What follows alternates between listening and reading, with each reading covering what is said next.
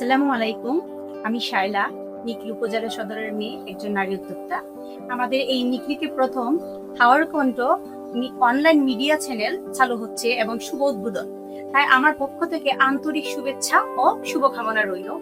আমার খুবই ভালো লাগছে যে আমাদের নিকলি উপজেলাতে একটা হাওয়ার কণ্ঠ নামে অনলাইন মিডিয়া চালু হচ্ছে। তো এটাতে আমাদের নারীদের জন্য অনেক সুযোগ সুবিধা আশা করি যে আমরা নারীরা কি নিয়ে কাজ করি এবং প্রতিবন্ধকতা কি, অনলাইন মিডিয়া হারকণ্ঠ অনলাইন মিডিয়া তুলে ধরবে।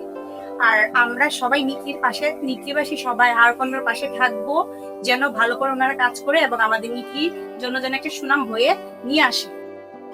হারকণ্ঠর কাছে আমার একটা আবেদন থাকবে যে আমাদের নিকলি উপজেলা যে মানে অবহেলিত বা কোন জায়গায় কোন সমস্যা নারীরা যুব সমাজে কাজ করতে পারে ভালো করে এগুলা তুলে ধরবে।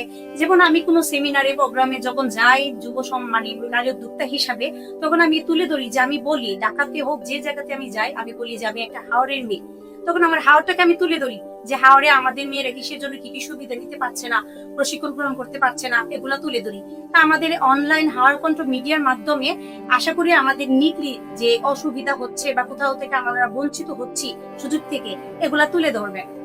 আশা করি হাওয়ার কণ্ঠ আমাদের নিকলি উপজেলার জন্য একটা চমক বয়ে আনবে এবং সে দেশান্তরে যাবে নিকলি হাওড়ের কথা, নিকলি যুব সমাজের কথা, নিকলি ভালো উন্নয়নের কথা এবং নারীদের উন্নয়নের কথা যাবে, সর্বোচ্চ বিশ্বের দুয়ারে পৌঁছে যাবে।